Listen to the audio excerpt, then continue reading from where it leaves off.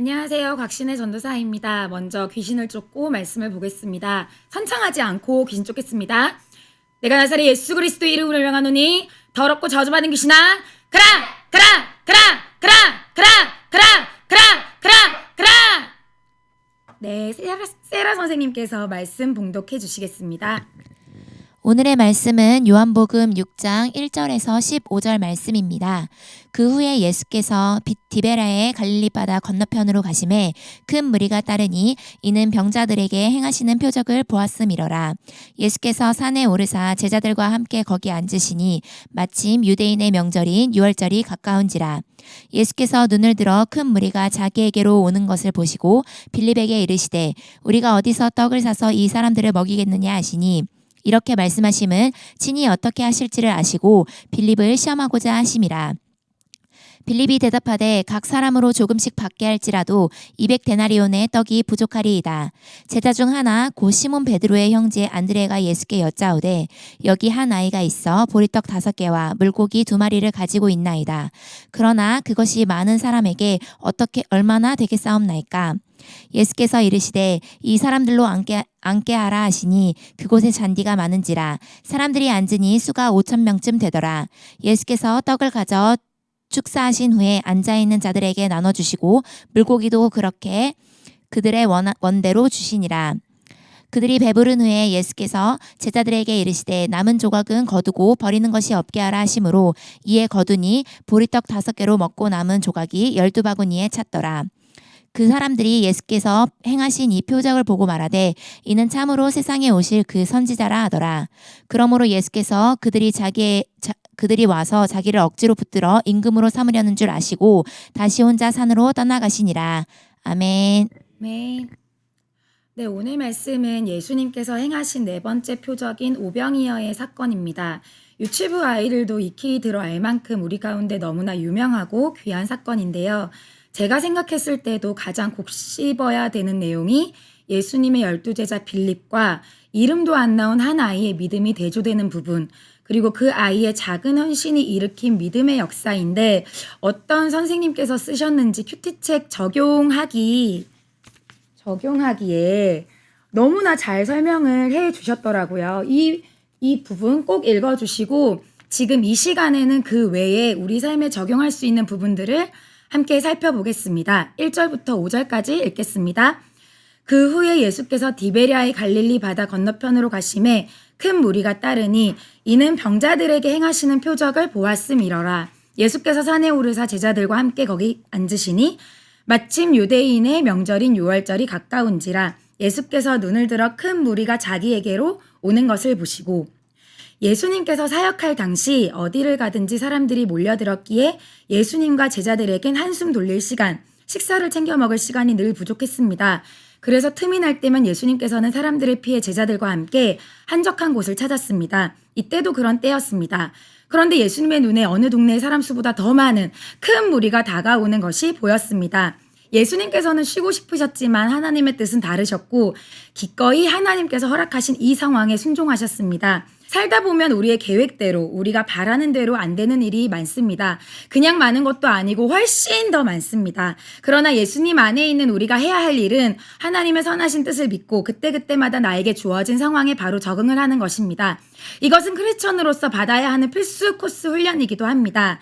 여러분들이 자신의 생각에 지배받지 않고 하나님의 뜻대로 인도함 받기로 결단한다면 어느 순간 감히 바라지도 못할 일들을 예수님께서 여러분의 삶에 이루어 주실 것입니다. 5절 중반부터 11절까지 읽겠습니다. 빌립에게 이르시되 우리가 어디서 떡을 사서 이 사람들을 먹이겠느냐 하시니 이렇게 말씀하심은 친히 어떻게 하실지를 아시고 빌립을 시험하고자 하심이라. 빌립이 대답하되 각 사람으로 조금씩 받게 할지라도 200데나리온의 떡이 부족하리이다. 제자 중 하나 곧 시몬 베드로의 형제 안드레가 예수께 여짜오되 여기 한 아이가 있어 보리떡 5개와 물고기 2마리를 가지고 있나이다. 그러나 그것이 이 많은 사람에게 얼마나 되겠사옵나이까. 예수께서 이르시되 이 사람들로 앉게 하라 하시니 그곳에 잔디가 많은지라 사람들이 앉으니 수가 5,000명쯤 되더라. 예수께서 떡을 가져 축사하신 후에 앉아있는 자들에게 나눠주시고 물고기도 그렇게 그들의 원대로 주시니라. 여기까지 말씀을 보며 저는 두 가지를 알 수 있었는데요. 첫 번째는 사람들에게서 배가 고프다는 말 한마디가 나오기 전에 예수님께서 이미 사람들의 먹을 것을 준비하셨다는 것입니다. 심지어 11절 말씀처럼 그들이 원하는 대로 주셨습니다.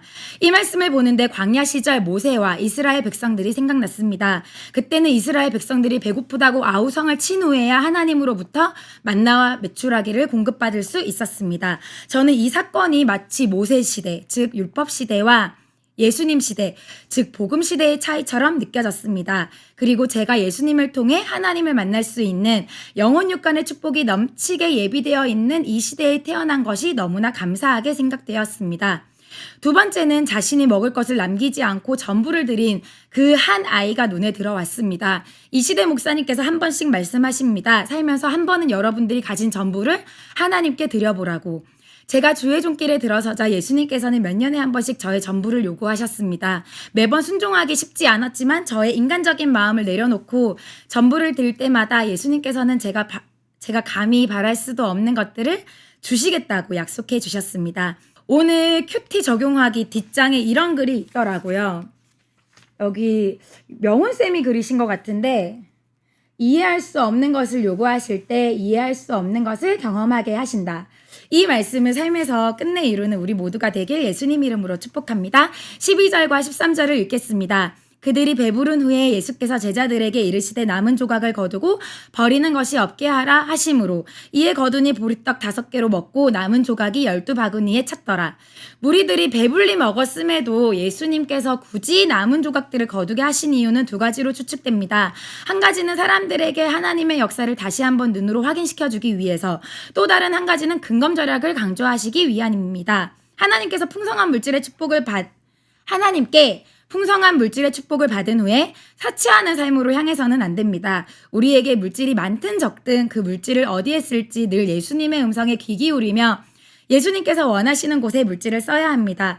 내 명의 통장에 돈이 있다고 그것이 내 돈이 아닙니다. 우리는 청지기일 뿐입니다. 청지기는 주인의 재산을 맡아 관리하는 사람입니다. 즉 우리에게 예수님께서 물질의 축복을 주셨다는 것은 예수님의 재산을 대신 맡아 관리해달라는 명령을 받은 것이나 마찬가지입니다. 이 청지기 정신을 잃지 않을 때 더욱 큰 축복은 물론 심판대에서 예수님께 칭찬을 받을 수 있을 것입니다. 여기까지 굉장한 훈훈한 스토리로 진행이 되다가 14절, 15절에 반전이 일어납니다. 이초선 목사님 말씀처럼 사람은 사랑의 대상일 뿐이지 믿음의 대상은 되지 못하는 것입니다.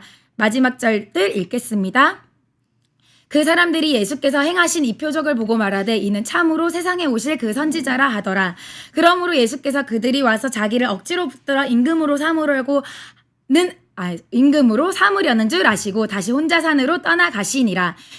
예수님께서는 오병이어 기적을 통해 요한복음 6장 48절에 나오는 말씀, 생명의 떡인 자신을 사람들에게 드러내길 원하셨습니다.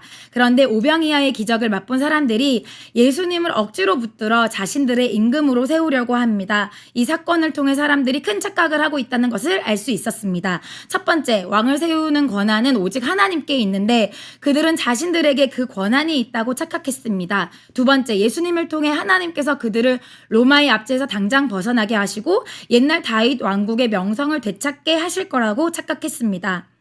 가장 중요한 사실은 그들의 생각과 의지와 주장을 하나님의 생각보다 앞세웠을 때 예수님께서 그들을 떠나셨다는 것입니다. 아무리 좋은 의도라 할지라도 예수님의 뜻, 생각, 계획을 뒤로하고 내 뜻, 내 생각, 내 계획을 하나님께 주장하면 내 안에 계신 예수님의 영인 성령님께서 우리를 떠나십니다. 그래서 속도보다 열정보다 우리가 한 걸음 내딛는 방향이 훨씬 더 중요한 것입니다. 주의 일을 하면서 크든 작든 어떤 행사나 일을 계획할 때 꼭 예수님께 컨펌을 받아 진행하시는 여러분들이 되시길 바랍니다. 여러분들이 마음을 그렇게 먹으면 예배 시간, 말씀 묵상 시간, 꿈의 계시, 기도 시간 등 어떤 통로로든 응답을 받을 수 있습니다. 이초선 목사님께서 늘 말씀하시듯 하나님의 자녀가 하나님의 음성을 듣지 못하는 것은 주파수가 안 맞아서입니다. 그 주파수는 내 생각, 내 욕심을 다 내려놓고 예수님께서 무엇을 명하든 순종하겠다는 마음으로 맞출 수 있습니다. 오늘도 예수님의 음성에 귀 기울여 예수님과 한 발짝 한 발짝 같이 걷는 하루가 되시길 예수님 이름으로 축복합니다. 구호를 외치고 기도회를 마치겠습니다. 고 준비 런 앤 플레이 고 시작. 모든 일에 전심전력하는 한 해가 되자. 유치부 화이팅! 유초등부 화이팅! 중고등부 화이팅! 감사합니다.